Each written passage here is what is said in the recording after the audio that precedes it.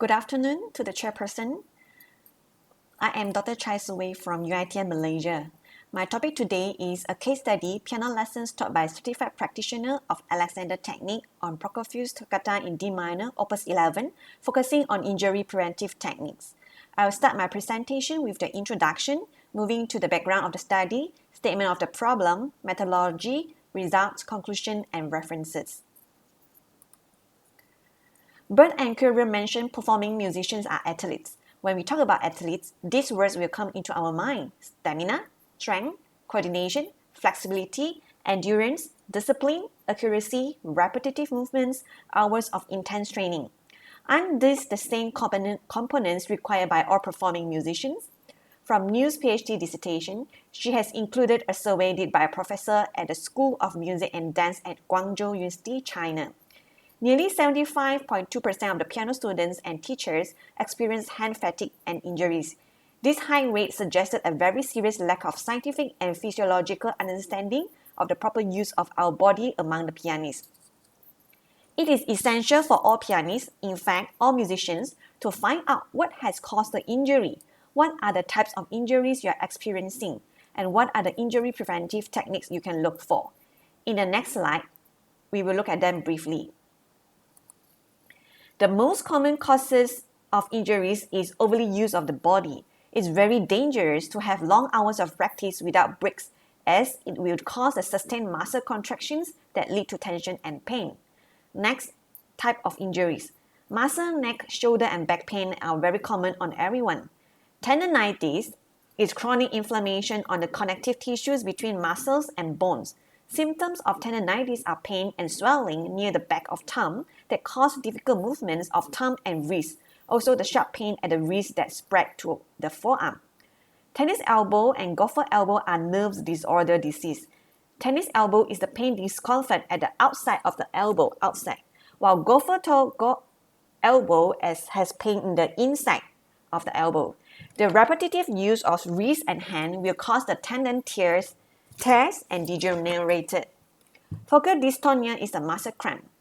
Also, overly use of hand will cause carpal tunnel syndrome. Let's look at this picture. When overpracticed, the flexor tendon swells and becomes thicker. It will take up too much space in carpal tunnel that leads to the compress of the median nerve, the yellow color one. Pain, weakness, numbness, and tinglings on fingers are the symptoms for carpal tunnel. Arthritis is a joint inflammation. The very right column here is the significant and widely practiced injury preventive techniques by pianists.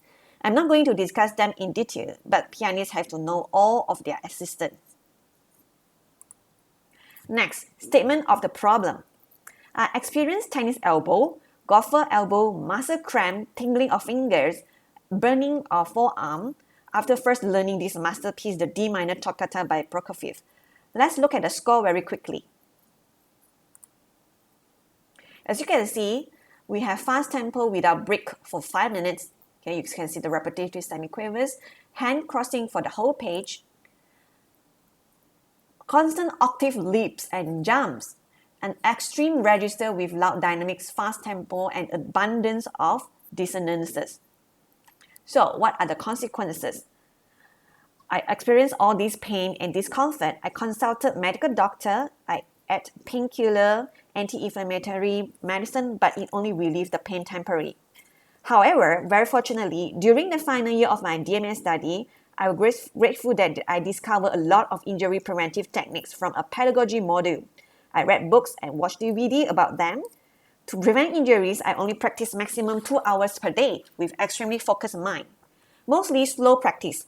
Most importantly, I found my way to successful performance, which is the mental practice. Practicing away from the piano has become more powerful than practicing on the piano in my situation. The outcome was really rewarding. Since then, the pain has reduced a lot. From here, I have a strong belief that human brain and human mind is really strong and capable. It controls everything. This is the reason why during this pandemic, I chose to take virtual Alexander Technique lessons under a certified Alexander Technique practitioner from USA. So what is Alexander Technique?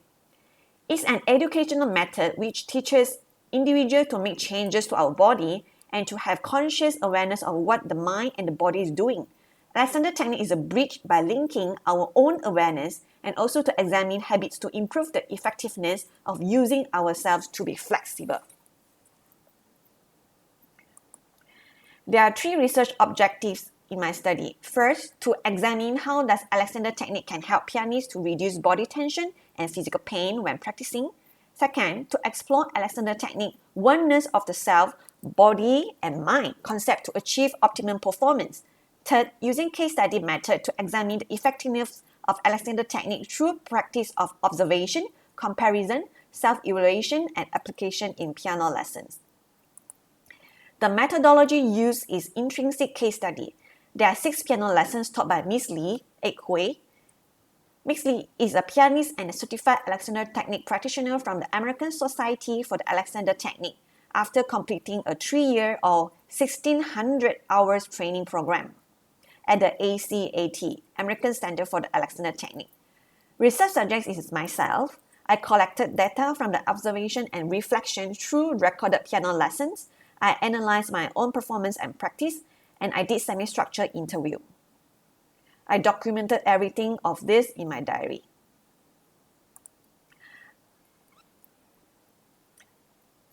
Let's watch this performance recorded before and after the Alexander technique on Prokofiev Toccata. So you can put on your headphone if you want to reduce the noise. And while you are listening, please pay attention to the sitting position and the flexibility. The beginning of the video is before, and the second half of the video is after the Alexander technique lessons.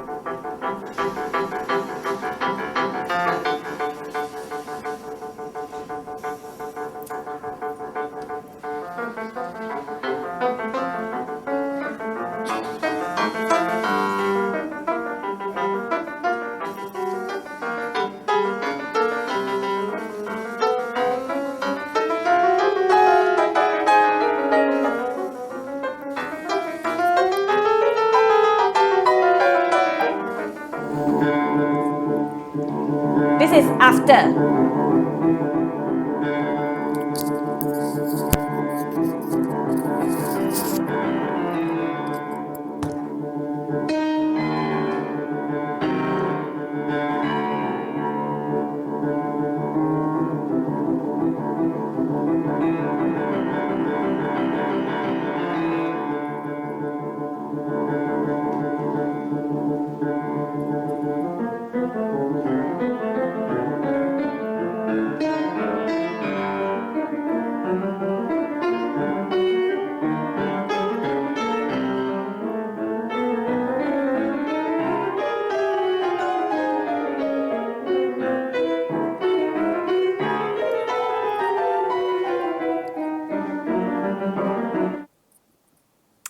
Okay.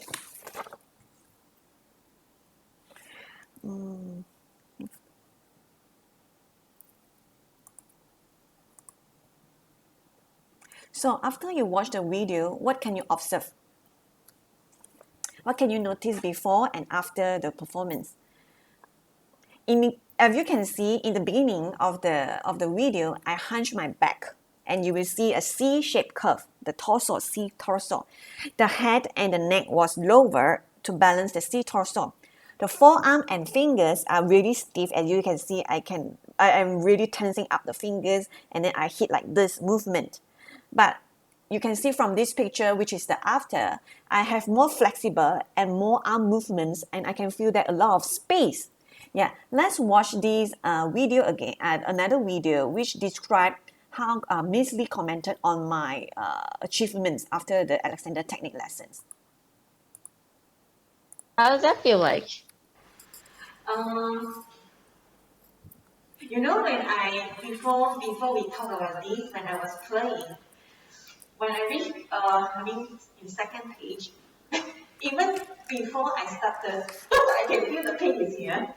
So just now, when I try the Alexander way and be aware of how these things are add together in handling the keys, I feel really it becomes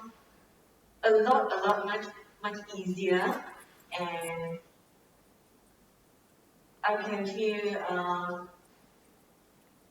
when I'm doing crescendo or louder passages, I'm not forcing it, but it's like naturally with this kind of movement and the awareness, it becomes easy to handle. Just yeah, because it's fast tempo and have some wrong keys, but just ignore it and yeah. Yeah, and if you observe yourself in the last video and the video right now, you look so much more pleasant. Mm. Like you are really enjoying what you're playing, and you look like you are together with the music. You know, you are dancing together with the music. It's not like I just want to play this song. You know, I just want to play this piece very fast. So it looks very pleasant, and you look very easy. And I have to say, you sound clearer. Your your your notes has more articulated sound, and it doesn't sound as forceful. So it sounds very sparkling. You know, like Yeah, I hope you also agree from what you have watched. I really experienced a lot of change because from the lessons, I really learned to inhibit myself and to apply all those directions. Now, I'm excited to share to you what is the result, okay? So I'm going to highlight the main concepts that I learned from the lesson, which have totally changed my behaviors, my awareness, and my playing. So I'm not going to discuss each lesson, but I'm going to summarize them, the important points. So as you see, in the lessons I want to share, I did a lot of working away from the piano by knowing how to sit on the bench, such as putting both hands on the sitting bones and to rock forward, backward, and sideways. This to feel and find the balance. I also learned how to balance my both feet on the floor while sitting and learned how to walk in balance. A lot of important concepts I learned in the lesson, such as primary control. It means the dynamic relationship between the head, neck, and torso. If the head and spine are not aligned or balanced, you already lose the primary control. Next, inhibition. It is a pause to allow for a change in the approach to an action. Then, direction. Direction means constantly sending specific message or instruction from your brain to the rest of the body to bring positive changes after the inhibition. The directions given by Miss Lee really helpful, such as you imagine torchlight shining up from your head. Imagine the head balanced forward and up like the balloon floating up, where the torso is the string of the balloon. The toes feel like the roots of the tree expanding. The shoulders are the branches expanding sideways. Feel the fingers have softness like butterfly lifting your fingertips. And feel the toccata is the raindrop which bounce up naturally. I also learned body mapping. From the photos, as you can see from this slide, I'm lying down in a semi-supine position with the knees bent. I also asked to put my feet on the bench to accommodate my lower back pain. This is really helpful, I think, in overcoming stage fright because my whole body is relaxed. I also learned concepts of depot kinesthesia, which means wrong sense of yourself. You think you're doing it right, but actually it's wrong. Next, end gaining.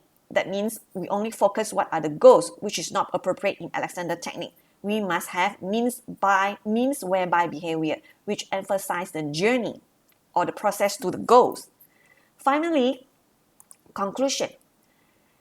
These are my words after this in-depth case study research. Learning to know yourself is really important as it is a lifelong journey. Similarly to Alexander technique, there is no end mark to state that you have graduated or you have completely mastered the technique. Wrong habits happen all the time. It's our mind to control everything, just like the primary concept rooted in Alexander technique. When we are performing tasks, not necessarily in music performance, but in our daily life activities, our mind has to constantly checking every single movement, every thought, and to feel what we have experienced. When something was not aligned well, we need to inhibit and direct ourselves with proper instructions. Finally, don't forget to breathe. Let the breathing lead your body to feel the right thing and do the right thing. And this is the references. And thank you everyone for joining with me for this paper presentation. If you have any questions, you can write email to me or you can ask me. Thank you.